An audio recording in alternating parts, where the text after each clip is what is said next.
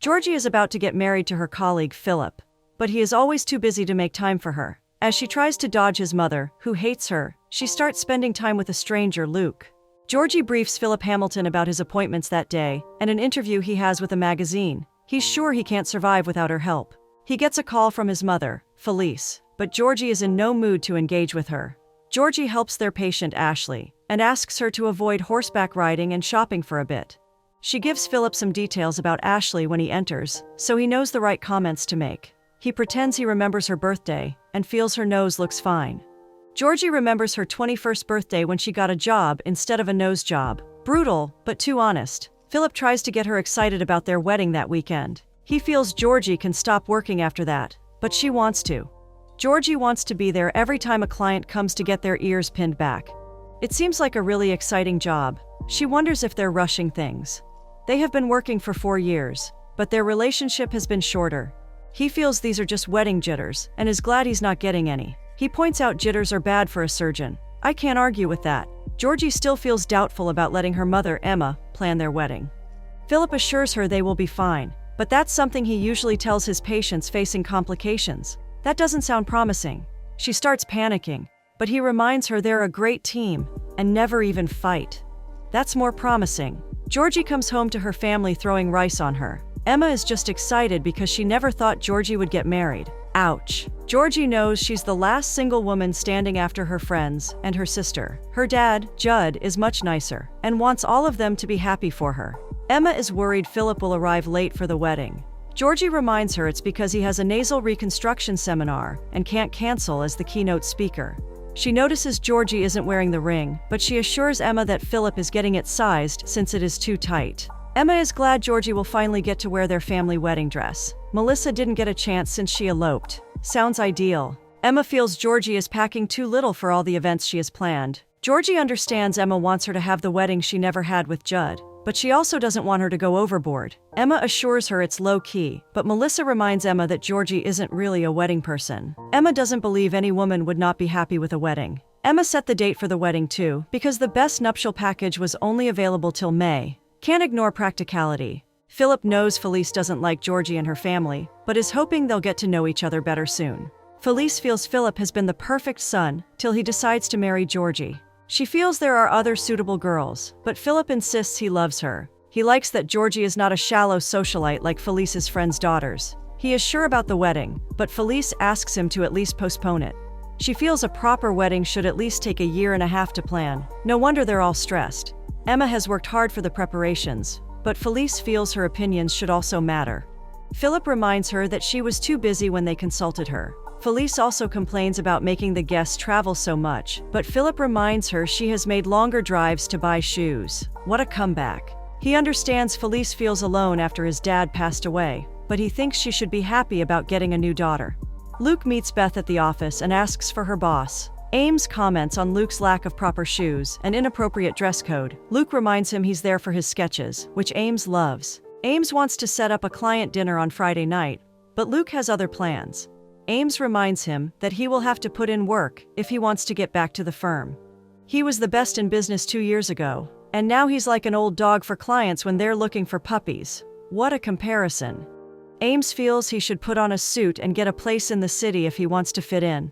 Luke refuses to become how he used to be and rejects Ames's offer. Georgie steps out of the car when she hears Emma discussing how she is going to be an old maid. She runs to the mini-mart with Luke behind her, who is equally frustrated. They both grab the bottle of aspirin at the same time and argue about who came there first. They try to decide who needs it more and start listing out symptoms. That will surely work. While Luke is frustrated about his former intern calling him an old dog, Georgie is concerned about her mom calling her an old maid. Hard to decide who needs it more. He wonders how old she is, and she takes offense at that. Georgie pretends she can let the pills go and get ice cream till she passes out. Luke suggests they can split the pills and refuses to take her share of the money. He knows the fairy has frozen yogurt and asks if she wants to get a scoop. Wow, subtle. Georgie claims she can't and assures him it's not because of the flip-flops. I mean, it could be. Luke watches as Georgie's mother and sister drag her into the car and tease her about being an old maid. Emma reminds Dorian about the chocolate fountain package they have booked. Dorian mistakes Melissa for the bride, which apparently happens with Georgie a lot. Must be hard. Emma brags about the groom being a busy surgeon who invented the Hamilton nose. She doesn't like any of the corsage colors but finally settles for white. Dorian shows them around the place and the upgrades they have made after remodeling. He feels all this puts their property on par with other five-star hotels. Emma tries to get Georgie excited about being a bride in 2 days. It's clearly visible on her face. Dorian takes Georgie to the grand bridal suite with a nuptial basket and customized robes. How thoughtful. Georgie tries to enjoy the basket when they're gone, but finds out that they have spelled her name as George on the glasses. Philip thanks Georgie for taking care of his speech for the conference too. Georgie is sure Felice will hate the hotel they're staying at, but Philip already knows she hates everything. He's still excited to meet Georgie the next day. Luke tries to eat poo-poos from the buffet, but Dorian insists it's only for the guests. It's apparently the rule of the new owner, but Luke still steals a bite. That's surely the right thing to do. He knows Georgie has seen him get humiliated because of poo-poo. She herself has made a tower of them on her plate to resemble Stonehenge. He asks if she's there for a wedding, and is relieved she's not one of the bridesmaids. He doesn't believe that she's the bride, because she doesn't have the usual glow they do. Well, that is almost rude. He thinks she looks more like someone who's going to see a dentist. He already knows she has the deluxe package with the chocolate fountain, because of the coupon the hotel started a few months ago. He knows this place has been packed since then, since he lives 100 yards away. He notices she's not wearing a ring and feels it's bad luck if it's too tight. Seems like a sign, right? Dorian assumes he is Philip since he's sitting with Georgie, and offers him some champagne. Luke plays along and toasts to her married life. Judd joins them and asks Luke about fishing spots nearby. Luke tells him about a secret location where he can get underrated fish. He asks Judd to join them for drinks, and remembers the time it was peaceful in the area before the mass weddings. He admits he used to be an architect and likes that Judd is into appliances. Judd is proud of Georgie being a nurse, and hopes she's picking the right guy to marry. How many signs do we need? Judd really likes Luke, but Georgie reminds him she's marrying someone else. Emma is getting restless, and is worried that Philip won't turn up. He politely greets all of them, and remembers he needs to help Felice get out. She complains about the long trip, but Georgie tries her best to butter her up. Felice asks for something that's not on the buffet menu, and everyone can tell how high maintenance she is. Georgia admits her family is very excited about the wedding. Her parents got married on the military base, and her sister eloped, so she's their only hope. Felice makes sure to point out Georgie is lucky to get a catch like Philip. You could cut the tension with a knife. Felice reminds them she only has one son, so she wants what's best for him. Emma asks Felice how she looks so youthful, and she claims it's because her husband gave her a great lifestyle. She asks the waiter to bring a box over for Georgine, which has a Vera Wang wedding dress. Georgie tries to be polite about it, but explains that Emma wants her to wear her grandma's dress. Felice pretends to understand the sentiment but feels this will look better in the pictures. Emma agrees with her for Georgie's sake, but she notices how small it is for her. Felice feels they can get it altered, but the family already has a harbor cruise planned that day. Philip can't tag along because he gets seasick, and asks if the men would like to join him for golf. They're more excited about fishing, so Felice thinks they can all do their own things, while she takes Georgie for her dress fitting. This is going to be awkward. Felice asks Georgie to meet her in front of the hotel after she freshens up. Georgie is worried about spending the rest of her holidays with Felice. Philip feels Felice is rude because Georgie just doesn't fit in her plan for him. He says it like it's a good thing, but it's not very convincing. Georgie is also worried Philip won't be able to gel with her family's love for fishing. They decide to stop discussing their parents, and he asks for a tour of the suite. She doesn't like that he's distracted while she explains how she loves watching strangers getting married. Just when they're getting comfortable, Philip gets a call from the clinic. Terrible timing. His patient, Ashley, has broken her new nose again, even when Georgie asked her to avoid aggressive shopping. What a tragedy. Philip still needs to head down to the clinic to reset it since she insists on having a Hamilton nose. He promises to be back before the rehearsal dinner, but Georgie is afraid of being alone with his mother. She cries when he leaves, but she assures Emma he just had a work emergency. Emma offers to go shopping with her and Felice, but Georgie doesn't think they both should suffer. Someone will suffer just the same. Emma feels bad for Felice since she just has Philip and no husband. Georgie reminds her how rich she is, but Emma feels all that doesn't matter. Emma pretends she doesn't care about the dress, and feels Georgie's future daughter can wear it at her wedding. I'm almost scared for Georgie's daughter. Charles Evans, the new owner of the hotel, calls Luke for a meeting. He has seen the sketches he forgot at the bar, and looked him up. He loves Luke's work on another project and offers him a job to help expand the hotel. Luke doesn't like his expansion plans because he remembers the time the hotel had 15 rooms and only a few weddings a month. The hotel used to be a paradise for Luke, but he feels they have made it too commercial now. He insists he's not the guy who wants to help with that anymore. Georgie watches Felice argue with the staff about the car and suddenly decides she wants to hide. Good call. Luke finds her acting strange in his rear view and drives back to tease her. She sits in his car and asks him to start driving. She admits she's trying to avoid a wedding dress showdown with her future mother-in-law. She explains that she would rather wear her mom's dress. Luke asks about her fiancé since he's never around. He finds it amusing that he left on a nose job emergency and asks if the nose was running. That's an important question. Luke asks for Georgie's help with an errand and takes her up the island so they can lift a bench. She's impressed that he made it, and he places it in front of the lake so anyone can enjoy the view. He remembers the time the whole island looked as beautiful as this spot, and there were no weddings close by. Someone really hates weddings. He gets to see 4 weddings a day every single day and is almost tired. She discusses how many nose jobs she has seen and surgeries to get people's ears pinned back. He doesn't understand why she thinks big ears are aesthetically displeasing. Of course they're not. He takes examples of Stonehenge and the human heart to prove that asymmetrical can be beautiful. He shows her the rocks that have been cut by thousands of years of water. They're very asymmetrical, but still perfect. He almost tries to kiss her in the moment, but she backs off. I surely saw that coming. Luke's car doesn't start, and Georgie doesn't have cell reception to make a call. They decide to walk back, and he shows her a shortcut. He gets hurt in his foot since he's not wearing shoes. Being a nurse, she easily takes out the pine needle. She also tears his new shirt so she can use it as a bandage. While she's helping him, he wonders at what age someone becomes an old maid. Good question. Georgie gets reception again and notices a lot of missed calls from Felice. Philip calls her and regrets not bringing her along. The other nurse, Sheila, messed up the blades he needs for the surgery, and he feels lost. He notices Luke in the background, but she pretends it's no one. That was convincing. Philip informs Georgie about a neck lift consult from the mayor's office that day. Georgie had already rescheduled that for next week, but Philip can't say no to the mayor's wife when she's at the clinic. He promises to be back soon, but she loses reception. Felice understands that she has been stood up by the bride, but Dorian offers help. She wants some changes in the lighting during the wedding, so he assures her it will be a wedding made in heaven.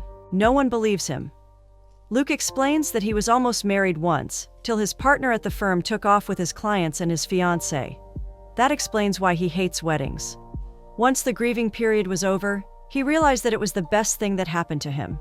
He feels he was always involved with the wrong girl and job and felt empty because of his passionless projects. He decided to drop out of that world because he didn't want to be that person again.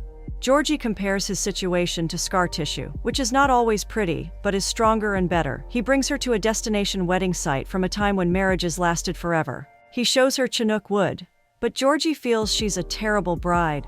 We don't want to be so harsh, but yes, she hasn't had any trauma and has seen a healthy relationship with her parents. She also feels Philip is perfect and brilliant, but starts crying when she realizes they never fight. Luke tears his shirt to make her a tissue and feels things will be fine eventually. He makes her laugh soon by giving her blueberries. Georgie is worried because Emma has always wanted her to get married. Luke still thinks it's better to not rush anything wrong. Of course he does. They get into a friendly fight in the middle of the woods after that. How original. Her family is back from their fishing trip, and she introduces Luke to them. Emma knows Philip is late, but Luke seems sure he will make it in time. Felice hopes Georgie has a good excuse for standing her up, but she doesn't. Luke explains that Georgie wants her approval, which is why she's afraid to tell her that she wants to wear her mother's dress. He describes how it has a history just like this island, but Felice doesn't know who he is. He claims he is a nobody, just as she assumed. Felice reminds Georgie that they're going to be family, so it's her choice what she wants to wear. She doesn't sound too happy. Felice then asks them to clean up before Philip arrives. Georgie loves that Luke has her back, because this is the warmest Felice has ever been. Her whole family likes him, so Judd invites him for the rehearsal dinner. Melissa asks Georgie to figure out her true feelings for Philip. Philip is late for the rehearsal dinner, so Felice decides to wait in her room till he comes. The rest of them practically want to dance. Dorian asks them to take places for the rehearsal because he has a lot of other couples to deal with that night. He suggests hiring a stand-in groom, but Judd doesn't want to pay for that. Luke offers to be a stand-in groom, which seems like a terrible idea to Georgie. We wonder why. She knows she has no choice, so she agrees to do it with him. Dorian briefs them about the ceremonies till they reach the altar and asks them to look at each other. Georgie hesitates before making eye contact because she feels nervous when she looks at Luke. Dorian goes through the process, and they seem happy to take each other as spouses. What a surprising turn. The rings are with Philip, so Luke decides to make Georgie wear his Chinook ring for good luck. It even fits perfectly. No comments there. Luke reminds Dorian of the part about kissing the bride, which freaks Georgie out more. Judd jokes about his relationship with Emma at dinner. Luke is sure Melissa and Mike also have a great story. They explain how they met in the waiting room of a job interview and chose to sit in the middle of an empty couch. They didn't get the job, but got each other. Seems perfect. Georgie knows they've been finishing each other's sentences, which is a sentence Luke finishes for her too. Wow, too good to be true. Luke asks for Georgie's story with Philip, but she claims things just fell into place with them. Luke shares his story and describes the time he met Georgie at the mini-mart. He doesn't take names, but it's clear what he feels for her. Philip interrupts them with his late arrival, so Georgie joins him. Even Luke raises a toast to their happy marriage. Luke explains that he's the stand-in, so he's ready to leave now. Georgie tries to give Luke the ring back, but he wants her to have it and be happy. This is too good to be true. Philip and Georgia don't remember the last time they were alone like this. Philip feels bad for ruining the rehearsal and thinks he should have let another doctor handle it. Since Georgie understands, Philip claims this is what he loves about her. Georgie wants to discuss their love or lack of it, but Philip assumes she wants to discuss why she stood Felice up. He supports her and thinks he would have done the same. He still feels Vera Wang would look better on her. I can't argue with that. He hopes things will settle down once they're married. He has the resized ring with him, but it's too loose now. Isn't this another sign? They find Luke staring at them through the window, and Philip calls out to him. Philip has noticed something about Luke that he wants to discuss right away. Luke comes down to meet them, and Philip asks if he has ever had his nose broken. Luke assumes that is a threat, and starts explaining how nothing happened. Well, guilty conscience. Luke still asks Philip to take his best shot, since he probably deserves it. Philip doesn't understand what he's talking about, so Luke explains he shouldn't have taken Georgie to the island. He also admits his shortcut could have been shorter, and he knew his car was about to break down. That's too honest. Philip only understands that Georgie is amazing and that he is lucky to have her. Philip trusts Luke, but is worried about a slight nasal fracture on his nose that he wants to fix. Luke realizes his breathing is probably not that good, so Philip offers to see that under the light. Georgie looks around when Philip is examining his nose and finds that Luke made a portrait of her. Philip asks Luke to call Georgie for an appointment since they're back to work on Tuesday. Luke feels that's the time they should be on their honeymoon, but Philip plans to do it a few months later. Philip also invites him to the wedding, and even Luke feels he needs to see this through. As Philip dozes off, Georgie is still awake and watches Luke sitting outside his place. She wakes up to hear Philip discussing that he'll be available after wrapping up something that afternoon. He explains he didn't want their wedding to sound like an errand. But it does, my friend. Philip knows Georgie has cold feet again from a look. She assures him he's an amazing man, which makes it clear to him that she's breaking up.